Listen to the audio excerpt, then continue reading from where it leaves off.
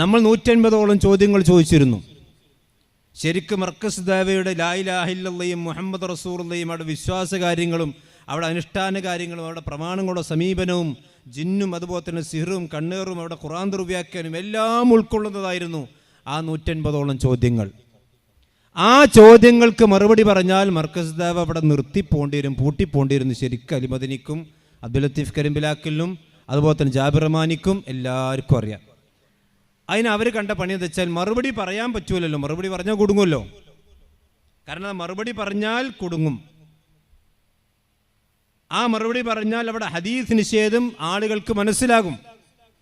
കാരണം നമ്മൾ ചോദിച്ച പല ചോദ്യങ്ങളും അങ്ങനെയുള്ളതായിരുന്നു. മറുപടി പറഞ്ഞാൽ അവിടെ ഹദീസ് നിഷേധം ആളുകൾക്ക് വളരെ വ്യക്തമായി മനസ്സിലാകും.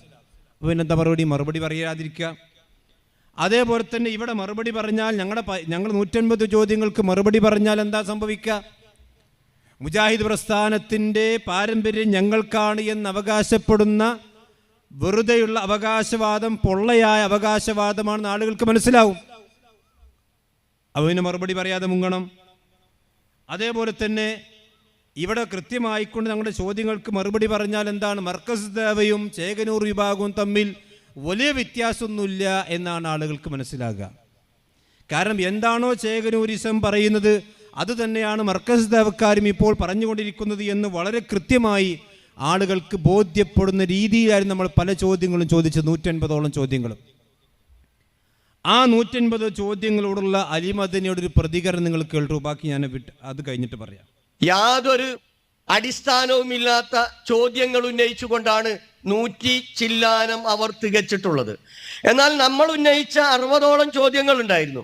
ആ ചോദ്യങ്ങളൊക്കെ 10ഓളം ചോദ്യങ്ങൾ അത് കദ്ദാബ് പറഞ്ഞതാണ് എന്ന് പറഞ്ഞ് ഒഴിവാക്കുകയാണ് ചെയ്തത്. ആരാണ് കദ്ദാബ്? അതവർ വിശദീകരിച്ചിട്ടില്ല. കദ്ദാബ് എന്ന് ഇവർ പറയുന്നത് യഥാർത്ഥത്തിൽ അവരുടെ കൂടെ ഉറങ്ങിയിരുന്ന ആളെ കുറിച്ചാണ് കദ്ദാബ് എന്നായത്. അപ്പൊ എന്താ പറഞ്ഞത്? യാതൊരു അടിസ്ഥാനവും ഇല്ലാത്ത 150 ചോദ്യങ്ങൾ എണ്ണം തേച്ച് പോയി. ഓ പൊന്നാര അലി മദനി, 150 ചോദ്യങ്ങൾ അടിസ്ഥാനരഹിതമാണ്. നിങ്ങൾക്ക് മറുപടി പറയാൻ വളരെ എളുപ്പല്ലേ? ഇതാ ചോദ്യം 1, മാലി സലഫിയുടെ 1ാമത്തെ ചോദ്യം ഇത് അടിസ്ഥാനരഹിതമാണ്, ഇതിന് ഇന്ന പൊട്ടത്തരുണ്ട്, അതുകൊണ്ട് ചോദ്യം അപ്രസക്തമാണ്. അടുത്ത 2ാമത്തെ ചോദ്യം. എന്തെളുപ്പമാണ് മറുപടി പറയാൻ. അപ്പം അടിസ്ഥാനരഹിതമായ ചോദ്യങ്ങൾക്ക് മറുപടി പറയാൻ കഴിയൂലെങ്കിൽ അത് പറയും. അപ്പോൾ അടിസ്ഥാനരഹിതമായ ചോദ്യങ്ങളാണ് ചോദിച്ചത് എന്ന് നിങ്ങൾ പറയുന്നു. എന്തടിസ്ഥാനത്തിലാണ് നിങ്ങളത് പറഞ്ഞിട്ടുള്ളത്? എന്നാൽ ഞങ്ങളുടെ 150 ചോദ്യങ്ങളുടെയും എന്താണ് അതിൽ അടിസ്ഥാന രാഹിത്യം? അതെങ്കിലും പറയണ്ടേ?